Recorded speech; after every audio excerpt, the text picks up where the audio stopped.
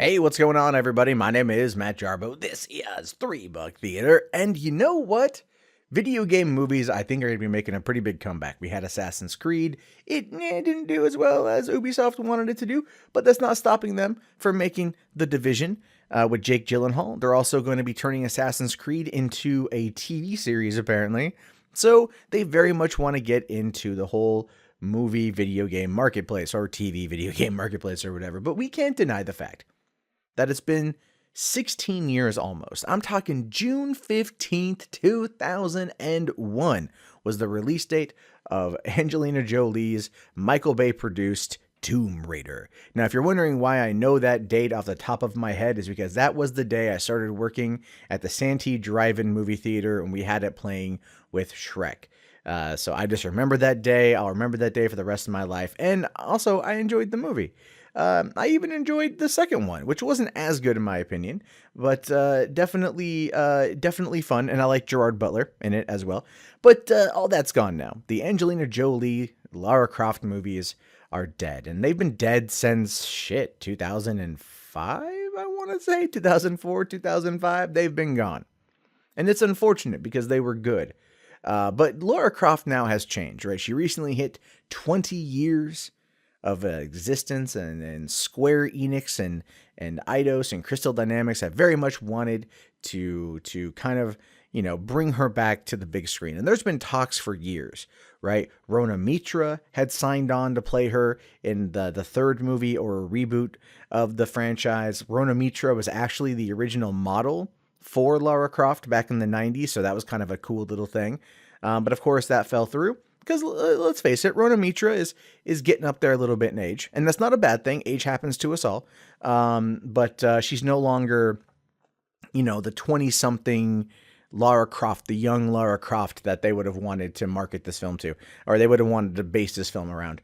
So we have this new one with Alicia Vikander, and it's being directed by Roar Uthog, who did The Wave, which is a Norwegian film, and I've heard good things about it. I haven't seen it myself, but Alicia Vikander is a fantastic actress.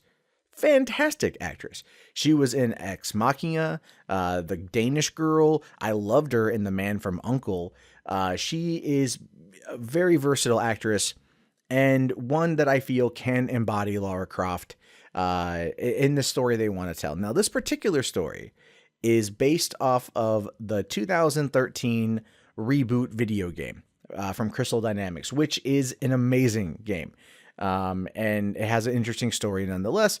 This one, I do believe is based on it, but it's also going to be kind of doing its own thing. But they released the full plot synopsis, so let's take a look at it here, shall we? Lara Croft is the fiercely independent daughter of an eccentric adventurer who vanished when she was scarcely a teen. Now a young woman of 21 without any real focus or purpose, Lara navigates the chaotic streets of trendy East London as a bike courier, barely making rent and taking college courses, rarely making it to class. Determined to forge her own path, she refuses to take the reins of her father's global empire, just as staunchly as she rejects the idea that he's truly gone. Advised to face the facts and move forward after 7 years without him, even Laura can't understand what drives her to finally solve the puzzle of his mysterious death. Going explicitly against his final wishes, she leaves everything she knows behind in a search for her dad's last known destination, a fabled tomb on the mythical island that might be somewhere off the coast of Japan. But her mission will not be an easy one. Just reaching the island will be extremely treacherous. Suddenly, the stakes couldn't be higher for Lara, who, against the odds and armed with only her sharp mind, blind faith, and inherently stubborn spirit, must learn to push herself beyond her limits as she journeys into the unknown. If she survives this perilous adventure, it could be the making of her, earning her the name Tomb Raider. Not gonna lie, the last line there is kind of hokey, right? If she survives the adventure, then she shall be known as the Tomb Raider. Doesn't really work for me. The plot, even then, it's a plot synopsis. It's kind of a lame synopsis. It's like the whole first part of that, too. It's like, yeah, she's 21. She can barely pay her fucking college tuition, and she's a bike courier. Never mind the fact that she's like the only heir to the Croft estate. Her father was an adventurer. The dude's worth a lot of money. He's a millionaire. Whatever. That's just like the whole, like, that mentality is kind of, I mean, I guess I get it, but at the same time, it's kind of dumb.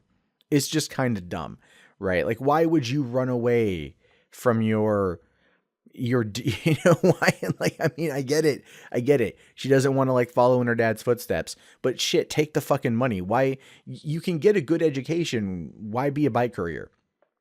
It's one of those things where it's like, she's like a hipster living in fucking trendy East London, can't pay her rent, yet owns a mansion. I feel like it's such an allegory for Brooklyn and Williamsburg people, at least in this side of the pond. And it's, I don't know, that I'm not a huge fan of.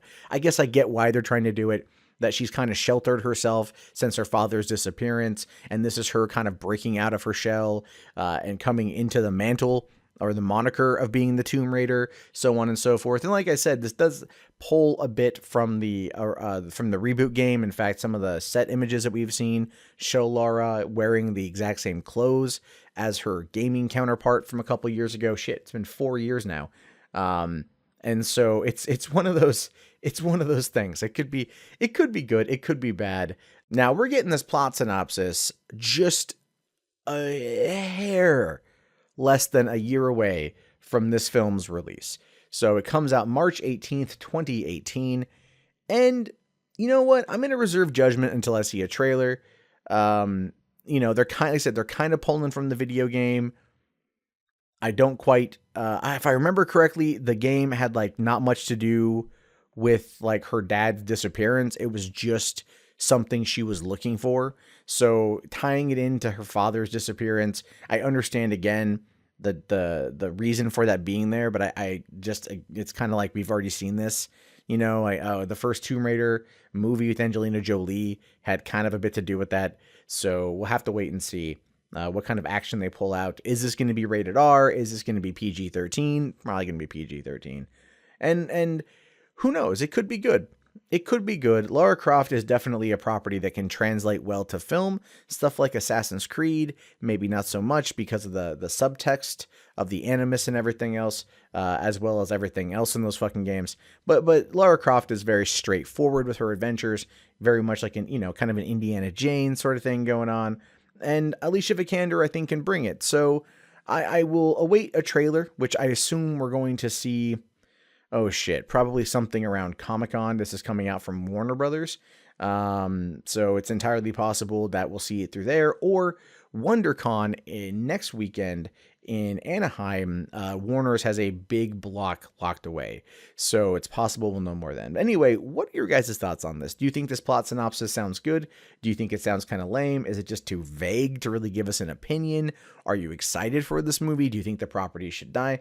The general questions. These are things I want to know, so go ahead and write them down in the comments. As always, my name is Matt Jarbo, and you've been listening to 3 Buck Theater. If you guys haven't already, thumbs up the video, subscribe to the channel, share this shit around. Let's get more people in on the conversation. Let's talk movies, folks. And I'll talk to you guys later. Have yourself a great day. Peace out.